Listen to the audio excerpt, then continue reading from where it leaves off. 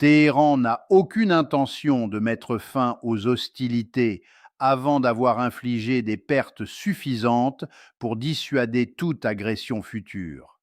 Évaluer l'efficacité des frappes américaines reste complexe. Le CENTCOM annonce la neutralisation de 70 à 80% des rampes de lancement, mais les Iraniens rétorquent que leurs infrastructures sont enfouies sous terre, hors de portée. Malgré le volume de munitions déversées, le nombre de cibles atteintes et la chute de 95% des tirs de missiles par rapport à la guerre des 12 jours, la prolifération des drones permet à l'Iran de maintenir la pression sur le détroit d'Ormuz et de frapper les pays du Golfe. Récemment, un incendie a ravagé un port d'Oman, illustrant une réalité inquiétante dans le Golfe. Avec les drones, l'Iran n'a plus besoin de missiles. Bien que certains lanceurs aient été détruits, je reste sceptique quant à une dégradation spectaculaire des capacités balistiques. Chaque fois que le mot dégradation est utilisé, l'Iran répond en tirant des Khorramshahr, des missiles précis qui atteignent leur cible. Contrairement à ce qu'affirmait Trump, les systèmes iraniens sont redoutablement précis. Au début du conflit, ils ont tiré en masse pour épuiser les stocks de missiles intercepteurs et je pense qu'ils ont réussi. Nos réserves s'approchent d'un seuil critique alors qu'au départ, nous avions environ 8 000 missiles.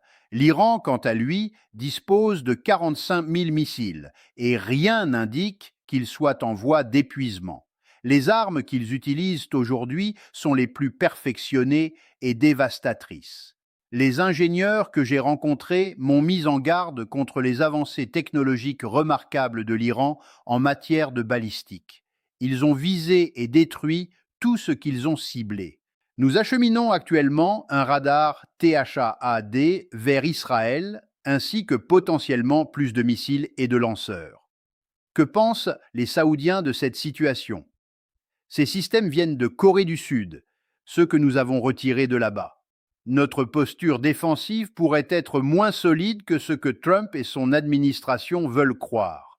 Les Iraniens, quant à eux, font preuve d'une grande prudence. Ils analysent minutieusement les dommages infligés grâce à des images satellites et des vidéos de drones.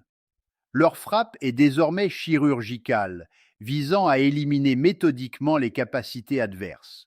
Cependant, je crois qu'ils observent, temporisent et attendent de voir ce que les prochaines semaines apporteront.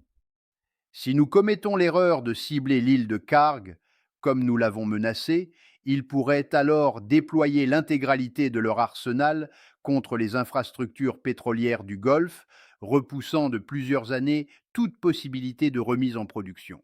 L'Iran n'est pas en mauvaise posture. Certes, il a perdu des hôpitaux et des écoles, et Téhéran a été ravagé, c'est indéniable. Mais remettons les choses en perspective. Nous parlons de la Perse, d'une civilisation vieille de 2700 ans. Ce pays n'a pas l'intention de disparaître ni de se soumettre. Quiconque croit le contraire se trompe lourdement. Nous avons misé énormément sur un scénario de soulèvement populaire qui ferait tomber le régime. Je suis convaincu que si nous n'avions pas bombardé le pays, si nous avions laissé les choses suivre leur cours naturel, nous aurions pu voir un gouvernement iranien très différent à l'automne prochain. Les Iraniens sont prêts à tourner la page de la République islamique telle qu'elle est. Tout ce que nous avons accompli, c'est retarder cette évolution. Elle finira par se produire, mais nous avons rendu le chemin plus long, plus douloureux et plus difficile pour ce peuple. Peu importe qui prendra le pouvoir à Téhéran demain, cette personne nous détestera. Nous avons causé des destructions considérables et nous n'aurons pas d'amis dans ce pays avant très, très longtemps. Nous sommes à un tournant décisif. Trump se trouve face à un choix crucial. D'un côté, il pourrait chercher une issue, comme le laissent entendre ses discours et ses actions passées avec le Venezuela, la Chine ou le Groenland. Il pourrait tenter de se retirer sans admettre sa défaite, en présentant cela comme une victoire, en affirmant avoir détruit le programme nucléaire iranien et affaibli leur capacité de missiles. De l'autre côté, il pourrait opter pour une escalade militaire terrestre, centré sur Karg, où plus de 90% du raffinage du pétrole iranien est concentré. Cette seconde option semble désastreuse. Comment envisager des troupes au sol dans un tel contexte? Absolument pas pour les États-Unis. Soyons clairs, nous n'avons pas les effectifs nécessaires pour une telle opération. L'armée américaine d'aujourd'hui est bien différente de celle d'il y a 30 ans. Lors de la première guerre du Golfe, nous avions 800 000 hommes dans l'armée, avec 300 000 déployés en Arabie saoudite et au Koweït. Cette capacité n'existe plus. De plus, les Marines, qui étaient lourdement équipés dans les années 90, sont désormais beaucoup plus légers. Ils pouvaient alors combattre sur terre grâce à leur artillerie et leurs blindés. Ce n'est plus le cas aujourd'hui. Un troisième problème, peut-être le plus fondamental, est que nous ne sommes ni entraînés, ni équipés, ni psychologiquement préparés pour le type de guerre qui nous attend. Les conflits terrestres ont profondément évolué, comme le montre la situation dans l'est de l'Ukraine. Toute force au sol sera paralysée sans le contrôle de l'espace aérien. Comment neutraliser un essaim de drones allant du micro-drone armé d'une grenade au drone lourd? Nous ne sommes pas prêts pour cela.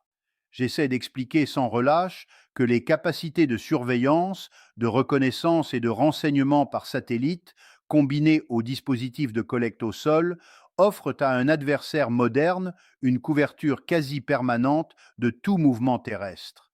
Imaginez que nous décidions de débarquer sur la côte syrienne.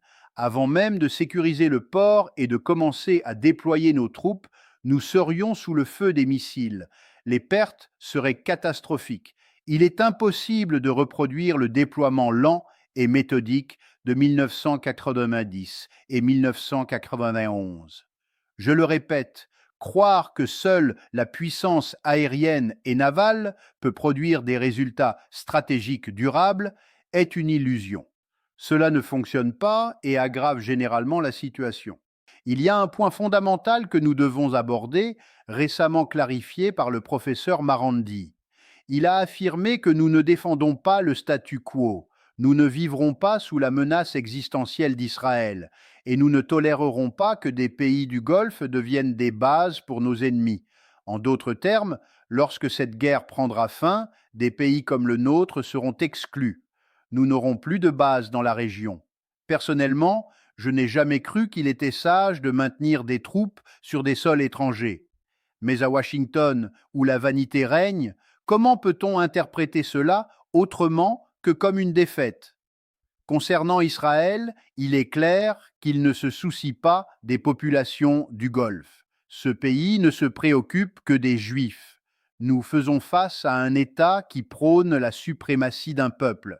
C'est une guerre menée selon cette logique. Netanyahou, Ben Gvir et d'autres le déclarent ouvertement. Il est essentiel de prendre leurs mots au sérieux. Avons-nous, en tant qu'Américains, un intérêt à détruire l'Iran? Non, aucun. Nous sommes une nation commerçante et le commerce est notre essence. Israël, en revanche, ne cherche qu'à préserver ses propres intérêts. S'il faut sacrifier des millions pour assurer sa sécurité et dominer la région, Israël le fera sans hésitation. Que fait l'Égypte pour les Palestiniens chassés ou tués? Rien. Que fait la Turquie, première armée de l'OTAN? Rien. Nous avons contribué à renverser un dirigeant en Syrie qui maintenait un certain pluralisme religieux pour le remplacer par un allié d'Al-Qaïda. Le seul État de la région à avoir dit non à Israël, c'est l'Iran. Voilà pourquoi il a été attaqué. Pourtant, il refuse de se laisser détruire. Il refuse de capituler. C'est la réalité. Et si Trump cherchait une sortie honorable, mais que Téhéran refusait de coopérer? L'Iran a clairement indiqué qu'il ne négocierait pas. Cela soulève une question essentielle. Qui garantira l'accès au golfe Persique? La Navy américaine n'a pas réussi. Nos forces navales sont vulnérables et nous le savons. Inévitablement, nous devrons aboutir à un traité international soutenu collectivement par la Chine, la Russie, l'Inde, le Japon, la Corée et les États-Unis qui établirait le détroit comme une voie navigable internationale inviolable pour tous. Nous ne pouvons pas simplement partir comme si de rien n'était. Des négociations seront nécessaires et nous savons déjà que la condition principale sera l'Amérique hors du Golfe. Les populations de ces pays ne s'opposeront pas car elles réalisent que nous ne pouvons plus les protéger. Si vous êtes un dirigeant du Golfe, vous observez où vont les missiles intercepteurs, les radars, l'aide militaire. Tout est dirigé vers Israël, rien ne vient vers vous. L'électorat américain ne souhaite pas rester indéfiniment pendant que les frappes continuent. Même si tout s'arrêtait demain, combien de temps faudrait-il pour restaurer les infrastructures pétrolières? Des années, pas seulement des semaines ou des mois. Les seuls à bénéficier de la hausse des prix pétroliers sont la Russie et les États-Unis. Ce n'est pas une stratégie, c'est l'absence totale de stratégie. Une guerre sans stratégie est une guerre sans fin. Des objectifs irréalistes, le fantasme d'un changement de régime par des éliminations ciblées, sans comprendre qu'éliminer un dirigeant ne change pas un système. La même erreur répétée encore et encore. Il y a un sujet crucial à aborder, la bombe nucléaire. Trump ne s'y aventurera pas. Il comprend que l'utilisation d'une arme nucléaire serait catastrophique car cela normaliserait son usage. Les Russes, les Chinois, les Pakistanais et les Indiens réagiraient très négativement. Les conséquences pour Israël pourraient être dévastatrices, car ce pays serait le plus tenté d'y recourir dans une situation désespérée. Ma préoccupation est que Netanyahou exerce une influence plus forte sur Trump que l'inverse. Le Congrès, la Maison-Blanche, le secteur financier et les grands médias sont tous liés à lui et aux milliardaires sionistes qui le soutiennent. Comment se désengager de cette guerre sans rompre violemment avec Israël et sans en subir les conséquences politiques internes? Je n'ai pas la réponse. Ce que je sais, c'est que rien n'indique que les Iraniens vont changer leurs exigences. Au contraire, cette guerre et les destructions subies ont renforcé leur détermination. Ils ne céderont pas. Pendant que nous parlons, une centaine de roquettes du Hezbollah s'abat sur Israël. Il n'y a pas si longtemps, on parlait à Washington du Hezbollah comme d'une organisation anéantie. Ce soir, 100 roquettes. Selon ABC, le FBI aurait averti que l'Iran pourrait envoyer des drones sur la côte ouest américaine. Je n'y crois pas. Les Iraniens savent que le peuple américain n'est pas en faveur de cette guerre. Pourquoi leur donner un prétexte pour se retourner contre Téhéran? La leçon de cette guerre est claire. Sans armes nucléaires, vous êtes vulnérable à une frappe américaine. Si Washington décide que votre régime lui déplaît, vous risquez d'être attaqué. Chaque dirigeant le sait maintenant. Le nouveau guide suprême iranien, Mojtaba, a perdu sa famille dans ces frappes. Il a été blessé et est déjà considéré comme plus radical. N'aurait-il pas des raisons de penser qu'un arsenal nucléaire est la seule garantie contre une répétition de ce drame? Si l'Iran fait ce choix, l'Arabie saoudite voudra en faire autant, entraînant une prolifération dans la région. Je déteste l'idée des armes nucléaires. Mais Staline avait raison. Après Hiroshima, il a dit que ces armes sont politiques, car elles garantissent l'intégrité territoriale.